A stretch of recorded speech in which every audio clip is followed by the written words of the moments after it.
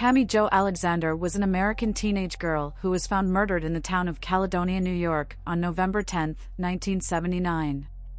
She had been fatally shot twice and left in a field just off U.S. Route 20, near the Genesee River, after running away from her home in Brooksville, Florida, earlier that year.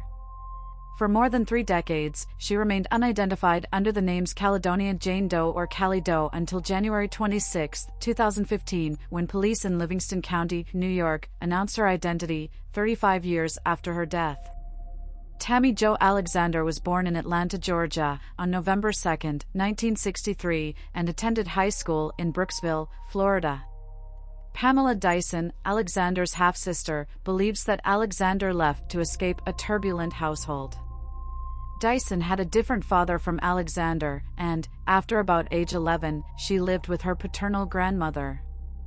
According to Dyson, Alexander's biological father was not part of the younger girl's life. She grew up with their mother, Barbara Jenkins, and a stepfather. Their mother had become addicted to prescription medication and was emotionally volatile, erupting into temper tantrums. She did prescription drugs, Dyson said of Jenkins. She was suicidal. I think she had issues back then that they didn't diagnose. Jenkins had worked as a waitress at a truck stop and was joined by Alexander when she was a teenager.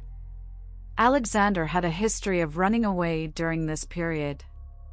Her friend Laurel Noel said that they had sometimes hitchhiked together with truckers, once traveling all the way to California together. When they got there, Noel called her parents, and they paid for airline tickets for both girls so they could return to Florida. Jenkins died on January 17, 1998, at the age of 56. Her obituary had listed Alexander as deceased, which the family had assumed to be the case by that time. Until the identification, Dyson believed that her half-sister had made a new life somewhere away from her mother and stepfather. She had hoped that it included a happy household, with a husband and children. I thought she just wanted to go away and start all over, Dyson said. Alexander's body was discovered on the morning of November 10, 1979, by a farmer in Caledonia, New York, 23 miles southwest of the city of Rochester. The farmer saw red clothing in one of his cornfields near the Genesee River and went to investigate, believing that he had spotted a trespassing hunter. Instead, he found the body of a young woman and notified police soon after. Alexander was fully clothed and showed no signs of sexual assault. Investigators initially ruled that she had died from a severe hemorrhage caused by 2 gunshot wounds, one to the head over the right eye, and one to the back. The wound to the head indicated she had apparently not turned or flinched, a common phenomenon of a headshot, and the entry wound suggested complete surprise.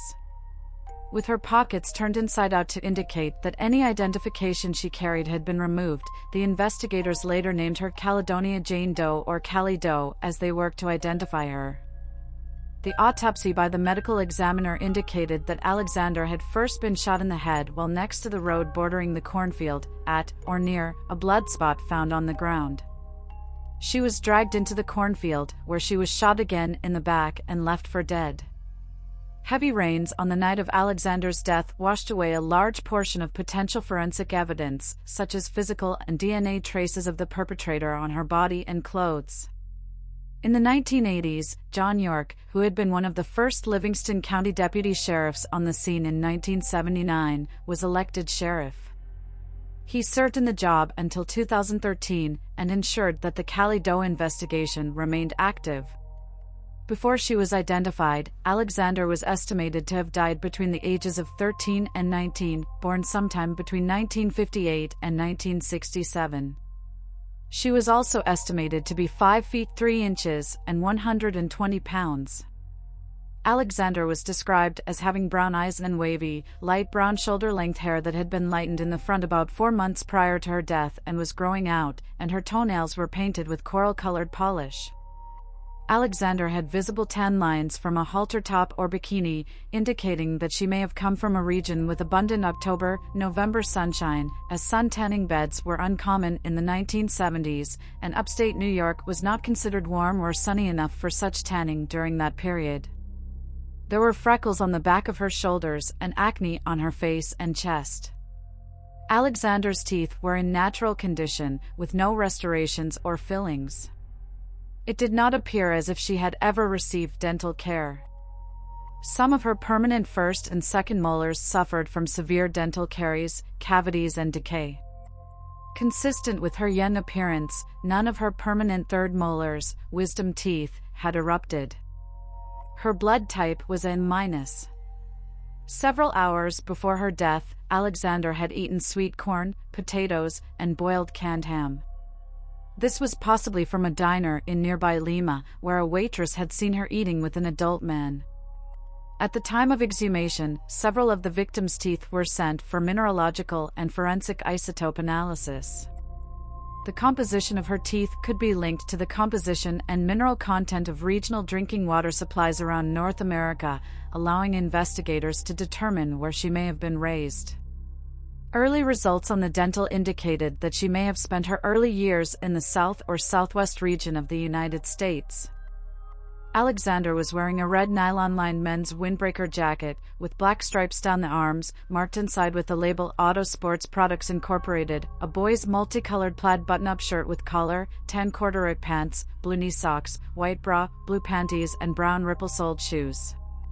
The red Auto Sports Products jacket was produced as a one-time promotional item and could not be traced after distribution. She also wore a silver necklace with 3 small turquoise stones.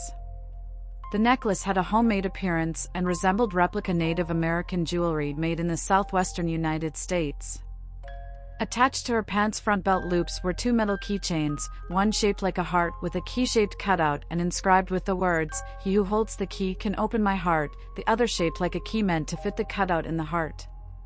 The keychains were sold at vending machines along the New York State Thruway, leading investigators to conclude that she and her killer had traveled that route.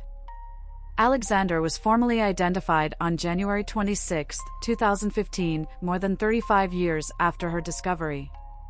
Laurel Noel, a close friend in high school from Florida, had started trying to reach Alexander in the 2010s by social media. She eventually reached Alexander's half-sister, Pamela Dyson, of Panama City, who knew that she had often run away from home, but Dyson had not lived with her younger half-sister after about age 11. She learned that no one in her family knew anything of Alexander's whereabouts since the girl had left sometime between 1977 and 1979. An ex-boyfriend of the victim verified he'd last seen her in the spring of 1979. It is believed the victim hitched a ride while working as a waitress at the truck stop owned by her parents. Dyson and Noel became concerned that Alexander had fallen victim to a crime after leaving home.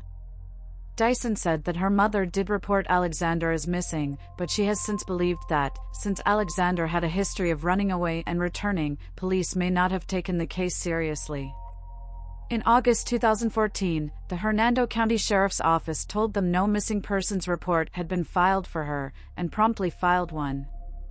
Carl Koppelman, a California artist, came across the missing person report on Alexander as a moderator of the Web Sleuths online community, where volunteers try to solve cold cases including those of unidentified bodies. In 2010, 4 years earlier, he had sketched the portrait of Caledonia Jane Doe and posted it in the National Missing and Unidentified Persons System. In September 2014, he saw the new listing for Alexander and quickly realized that they were the same person. He emailed the Livingston County Sheriff's Office, with copies sent to the NamUs Regional Administrator, the National Center for Missing and Exploited Children, and the Hernando County Sheriff's Office, to tell them of the strong resemblance between the two images. Police arranged to take a DNA sample from Dyson. In January 2015, the Monroe County Medical Examiner's Office found that the DNA from the unidentified body matched that of Dyson, confirming that the victim was her half-sister. A week later, on January 26, 2015, the Livingston County Sheriff, Thomas Doherty, announced at a news conference that Caledonia Jane Doe had been identified after 35 years. Dyson said the family decided to keep Alexander buried in Dansville, New York, planning to hold a service there for her. "I'm truly glad for the closure," Dyson said. "But it hurts to know she died that way. It's terrible. Nobody should have to be shot and dragged out into the woods." The Doherty Funeral Home in Livonia, New York, said it paid to have the Jane Doe headstone removed and replaced with one reading Tammy Alexander.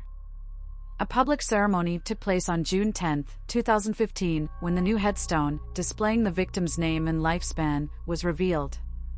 Approximately 100 family and community members attended. Dyson and other members of the Alexander family thanked the police and Livingston community for their caring for Alexander and continued efforts to find her killer. Dyson has since urged family members of missing people to enter the subjects into NAMAS, saying that this database was critical in achieving her sister's identification. The Livingston County Sheriff's Office released 3 audio clips of Alexander's voice on November 2, 2020, which would have been the victim's 57th birthday. She was believed to have created the recordings during July 1979 on a cassette tape, which she sent to her boyfriend, who had kept it in his possession until he provided it to the investigative agency.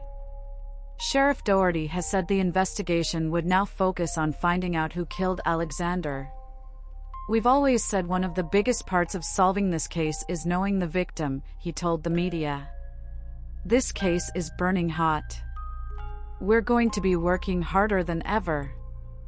Former Sheriff York later said that more than 10,000 leads had already been investigated in the case. If you found this video intriguing, don't forget to like, share, and subscribe for more captivating content.